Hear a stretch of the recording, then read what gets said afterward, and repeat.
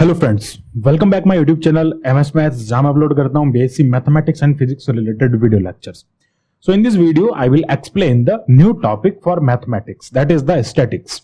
Sir statics जो होता है वो क्या होता है, उसके इंट्रोडक्शन के बारे में बात करेंगे और उसी के साथ में जो इसका चैप्टर नंबर 1 है, equilibrium of body under several coplanar forces, उसका भी इंट्रोडक्शन हम इसमें करेंगे और उस पे बेस्ड हम कुछ एग्जांपल्स करेंगे। सो वीडियो के लास्ट तक रहिएगा ताकि टॉपिक्स आपको पूरे अच्छे से समझ में आएंगे। और मैं आपको बताना चाहूंगा कि मेरी वेबसाइट पे, जिसका लिंक आपको डिस्क्रिप्शन बॉक्स में मिल जाएगा, वहां जाके आप बीएससी के जो स्टैटिक्स जो है उसके इंपॉर्टेंट जो एग्जांपल है चैप्टर वाइज, उनके वीडियो लेक्चर्स, सॉल्यूशंस के जो वीडियो लेक्चर्स है वो वहां पे देख सकते हैं, जिससे कि आपको इंपॉर्टेंट एग्जांपल सॉल्व करने में बहुत ज्यादा हेल्प मिलेगी। सर स्टार्ट करते हैं इस वीडियो को। बात करते हैं सबसे पहले कि स्टैटिक्स होता क्या है। स्टैटिक्स का मतलब क्या होता है? देखो एक्चुअली हम फिजिक्स में दो चीजें पढ़ते हैं, होता है मैकेनिक्स, है ना। मैकेनिक्स जो होता है, अब ये एक्चुअली एक ब्रांच है फिजिक्स की, है ना। फिजिक्स की अगर हम कुछ बड़े तौर पे फिजिक्स को डिवाइड करें तो उसमें हम देखते हैं कि एक मैकेनिक्स भी उसका एक फिजिक्स का टाइप होता है, ठीक है। अब उस मैकेनिक्स के टाइप को अगर हम डिवाइड करते हैं, मैकेनिक्स को हिंदी में कहते हैं यांत्रिकी। ओके, मैं हिंदी के जो टेक्निकल्स वर्ड है वो मैं साथ साथ में यूज करता जाऊंगा ताकि हिंदी मीडियम वालों को भी कोई दिक्कत ना हो। सो यार मैकेनिक्स जो है उसको यांत्रिकी कहते हैं। इसके दो पार्ट होते हैं, एक होता है डायनेमिक्स और एक होता है स्टैटिक्स। तो यार डायनेमिक्स का पूरा कोर्स बीएससी के लिए डायनेमिक्स का पूरा कोर्स मैंने मेरे यूट्यूब चैनल पे अपलोड कर रखा है इसी, और वहां पे आप आई बटन पे यहाँ पे जो है वहां पे क्लिक करके आप पूरा इसका कोर्स देख सकते हैं, जहां पे आपको इंपोर्टेंट क्वेश्चन, वीडियो लेक्चर्स और जितने भी टॉपिक्स है इसके सारे मैंने यहाँ पे कवर किए हैं। दूसरा हम बात कर रहे हैं इस प्लेलिस्ट में, इस टॉपिक में, इस वीडियो में, दैट इज द स्टैटिक्स। सो यार दोनों में डिफरेंस क्या है, मैं डिफरेंस करना चाहूंगा, दोनों को डिफर करते हैं हम। देखो डायनेमिक्स जो होता है उसमें हम क्या करते हैं, फोर्सेस, देखो दोनों में हम फोर्सेस की बात करते हैं, पर इसमें क्या होता है, हम है ना किसी पार्टिकल के मूविंग पोजीशन की बात करते हैं। डायनामिक्स जो होता है वो मूविंग पोजीशन पे काम करता है, और जो स्टैटिक्स होता है उसमें क्या होता है, रेस्ट होता है। यानी कि स्टैटिक्स की अगर डेफिनेशन की मैं बात करूं तो उसमें क्या हो जाएगा कि हम पार्टिकल के ऊपर जो फोर्सेस लग रहे हैं ना, वो फोर्स अप्लाइड जो हो रहा है, अप्लाइड फोर्स को हम रेस्ट में, है ना, किसमें डिस्कस करते हैं, इसमें ओनली रेस्ट में हम उसको डिस्कस करते हैं, उसको हम क्या कहते हैं, स्टैटिक्स कहते हैं। ये मैकेनिक्स की एक ब्रांच होती है। सो यार स्टैटिक्स की डेफिनेशन क्या हो जाएगी कि it is a branch of mechanics which deals with study of force on a body और पार्टिकल। किसी पार्टिकल या बॉडी पे लगने वाले फोर्स की स्टडी करते हैं, किसमें, रेस्ट पोजीशन में। That is important. Rest position हम क्या करते हैं इसमें, बॉडी या पार्टिकल्स में जो भी फोर्स लगता है उसका हम यहाँ पे डिस्कस करते हैं, उसको समझते हैं। सो अब बात करते हैं हम यहाँ पे इक्विलिब्रियम में फोर्सेस जो लग रहे हैं बॉडी पे, उनकी क्या क्या कंडीशंस होती हैं, क्या क्या रिजल्टेंट फोर्सेस होता है, एक्स एक्सिस के अलोंग क्या फोर्स होता है, वाई एक्सिस के अलोंग क्या फोर्स होता है, सारे हम यहाँ पे डिस्कस करने वाले हैं। और बहुत इंपॉर्टेंट एक क्वेश्चन भी मैं करवाने वाला हूं जिसपे बेस्ड 100% एग्जाम में क्वेश्चन बनता है। सो यार बात करते हैं, ये हमारे पास में कोई एक प्लेन है, ओके, 2D प्लेन की यहाँ पे बात की जाएगी। ये एक्स एक्सिस है और ये इसका वाई एक्सिस है, ओके। सो यहाँ पे जो फोर्सेस अप्लाई हो रहे हैं उन फोर्सेस को थोड़ा सा समझते हैं। देखो यहाँ पे मैं कहता हूं कि यहाँ पे ये इसका ओरिजिन है, और इस ओरिजिन से एक फोर्स ऐसे लग रहा है F1 फोर्स है, जो कि इसके साथ में θ1 एंगल सबटेंड कर रहा है। सिमिलरली ये जो फोर्स है वो F2 फोर्स है, और यार ये इसके साथ में θ2 एंगल सबटेंड कर रहा है। That is important, okay. हमने कहा कि भाई F1 और F2 इनके एंगल्स जो है θ1 θ2। सिमिलरली मैं कहता हूं कि ये F3 फोर्स है, जो कि इसके साथ में θ3 एंगल सबटेंड कर रहा है, ओके। और यहां पे इसको मैं लिख देता हूं Fn फोर्स है, यानी nth कोई फोर्स है, और यार ये इसके साथ में जो एंगल सबटेंड कर रहा है उसको हम θn एंगल नाम दे रहे हैं। और अगर मैं इसके रिजल्टेंट की बात करता हूं, यार उसका जो रिजल्टेंट यहां पे आ रहा है उस रिजल्टेंट को मैं क्या कह देता हूं, आर कह देता हूं, ओके। ये जो रिजल्टेंट यहां पे हम देख रहे हैं, इस रिजल्टेंट को मैंने कह दिया आर, और ये जो आर है यहां पे ये वाला रिजल्टेंट है, और यार इसका जो एंगल है वो थीटा हो जाएगा, ओके। इसका जो एंगल है ना यार वो क्या हो जाएगा, थीटा हो जाएगा। इसको मैं आर से डिनोट करता हूं, और इसका जो एंगल सबटेंट है यहां से, ये एंगल, इसको मैं थीटा कह देता हूं। तो θ1 θ2 θn तक चल रहा है, और जो रिजल्टेंट का जो एंगल है ना उसको मैं क्या कह रहा हूं, थीटा कह रहा हूं, ओके।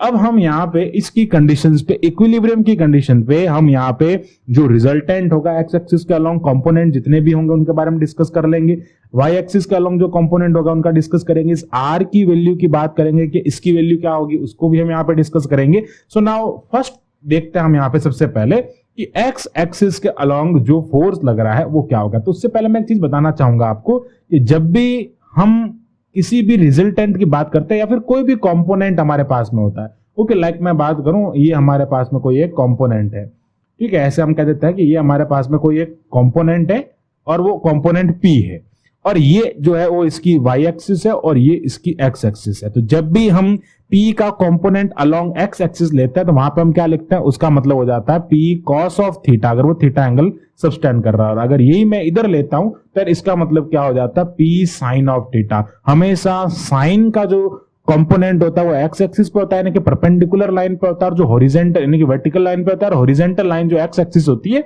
उस पे क्या होता है, हमेशा कोसाइन का कंपोनेंट होता है, ठीक है। तो वही कंसेप्ट हम यहाँ पे यूज करेंगे और इसको समझने की कोशिश करेंगे। तो सबसे पहले हम देखते हैं यहाँ पे कि हमारा जो आर है, ये आर का कंपोनेंट अगर मैं एक्स एक्सिस का अलोंग लूंगा तो वो क्या हो जाएगा, आर कॉस थीटा हो जाएगा, ठीक है। तो सिमिलरली आर कॉस थीटा का कंपोनेंट क्या हो जाएगा, एक्स एक्सिस का अलोंग हो जाएगा, और हमको आर कॉस थीटा की वैल्यू फाइंड करनी है। सर यहाँ पे क्या आ जाएगा, r of cos of theta हो जाएगा, ठीक है। और उसी को हम यहाँ पे लिखते हैं, इसको मैं कैपिटल एक्स से डिनोट कर लेता हूं, और वो हो जाएगा आर कॉस थीटा। और इस आर कॉस थीटा की जो वैल्यू होगी ना यार, वो क्या हो जाएगी, F1 cos of theta, that is the algebraic sum of all force, all component of forces along x axis, okay, algebraic sum है ये, ठीक है। फिर आगे क्या हो जाएगा, ये F2 हो जाएगा, यहां हो जाएगा cos ऑफ थीटा 2, फिर क्या हो जाएगा, सिमिलरली आगे चलता जाएगा और ये Fn तक चलेगा, और यहां पे आ जाएगा cos of theta n, okay. Similarly अब आगे बात करते हैं y के कंपोनेंट की। तो मैंने आपको बताया था y का जो कंपोनेंट होता है वो क्या होता है,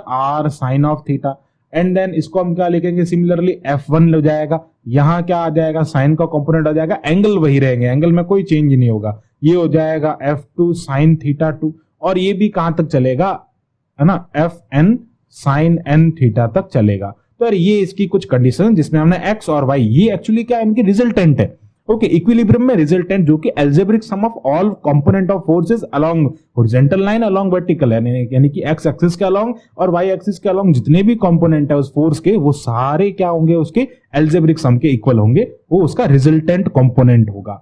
अब बात करते हैं रिजल्टेंट की। यार रिजल्टेंट जो होता है ना, वो क्या होता है, हम सभी जानते हैं, resultant that is the root of x square plus y square. ये जो रिजल्टेंट होगा वो इसका मतलब ये होगा, यहां से जो x की वैल्यू और जो y की वैल्यू आएगी वो क्या हो जाएगा, उसका रिजल्टेंट हो जाएगा, ओके। अब बात करते हैं equation of line of action.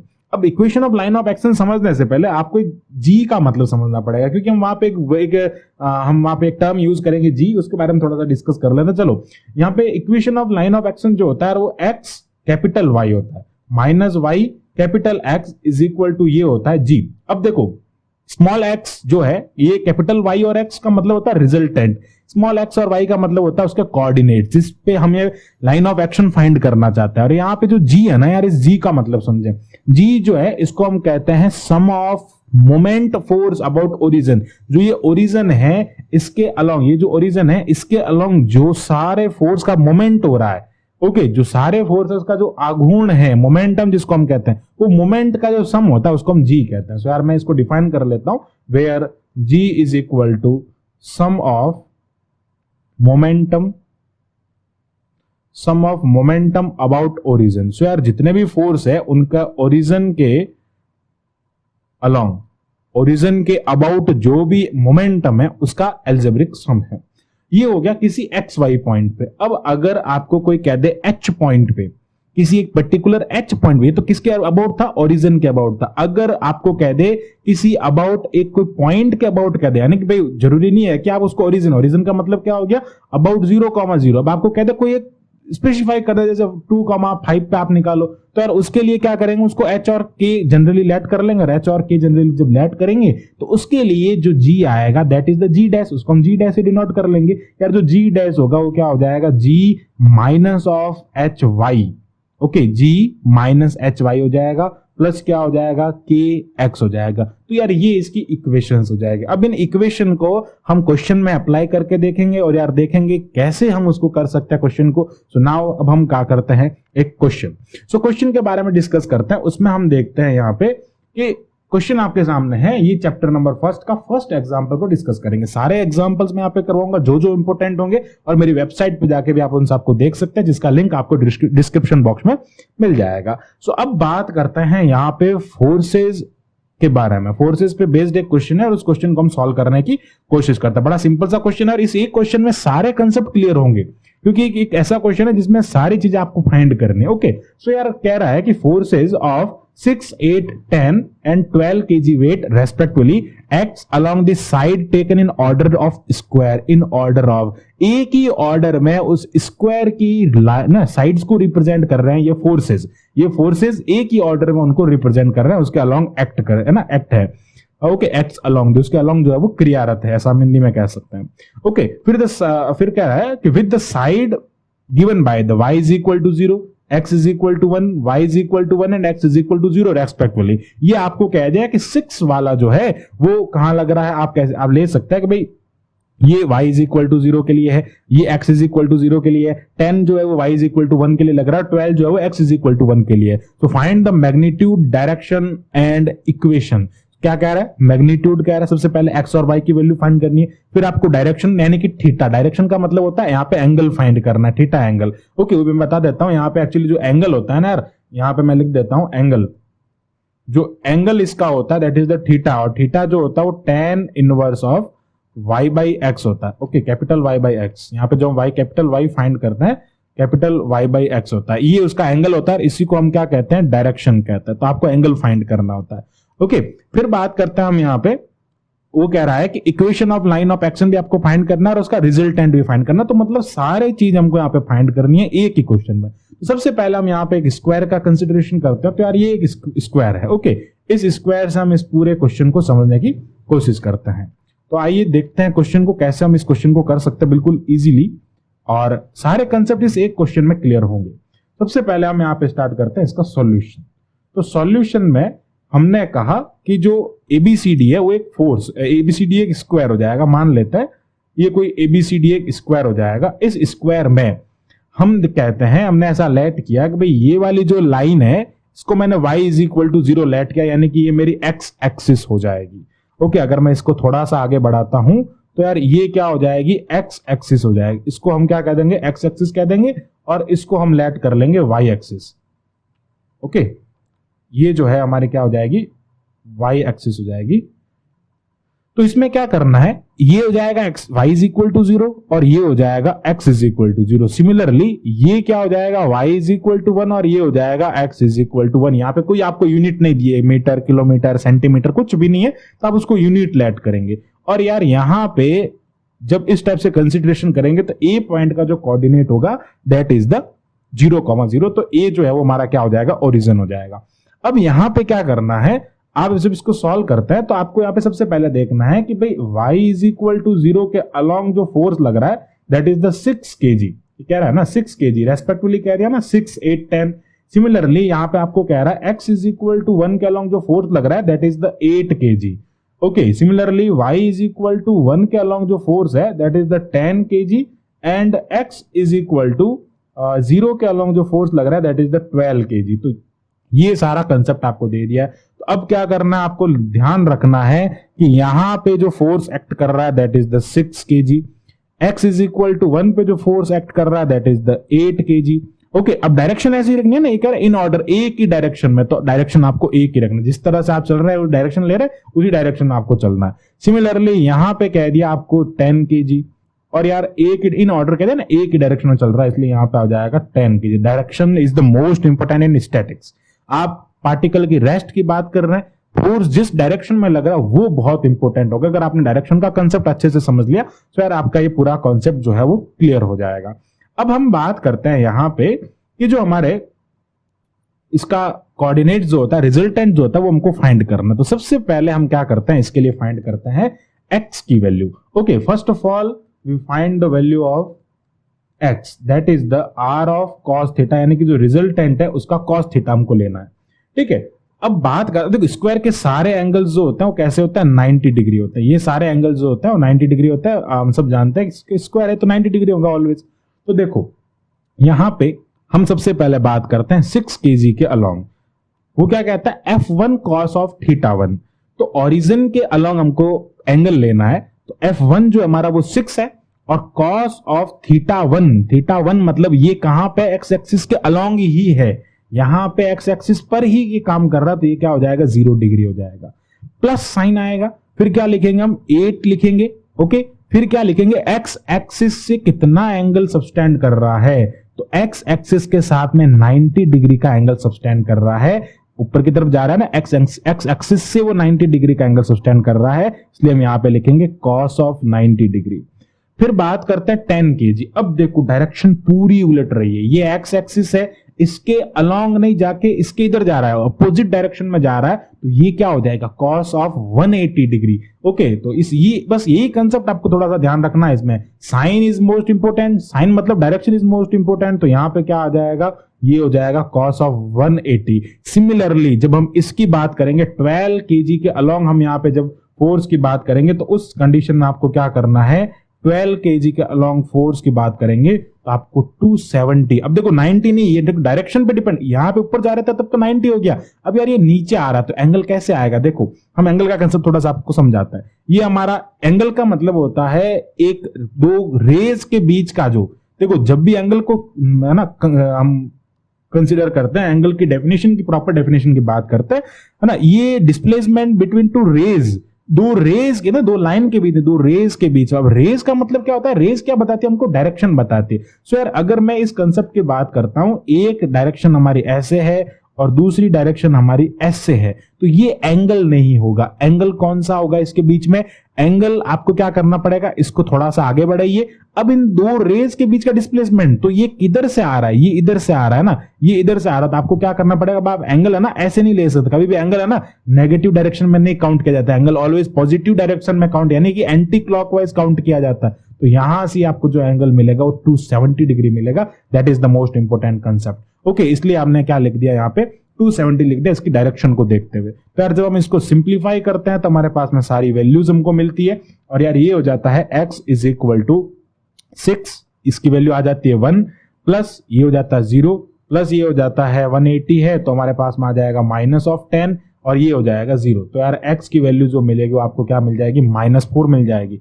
Similarly अब हमको y अगर फाइंड करना तो क्या होता, r of sine theta, angle वही रखना है, तो ये हो जाएगा साइन 0 डिग्री, प्लस क्या हो जाएगा 8 साइन 90 डिग्री, प्लस क्या हो जाएगा 10 sign 180 degree. Okay, similarly angle वही रखना है सारे। अब ये हो जाएगा साइन होगा साइन ऑफ 270 डिग्री। और यार जब हम इसको भी सॉल्व करेंगे तो आपको -4 इसका आंसर मिल जाएगा।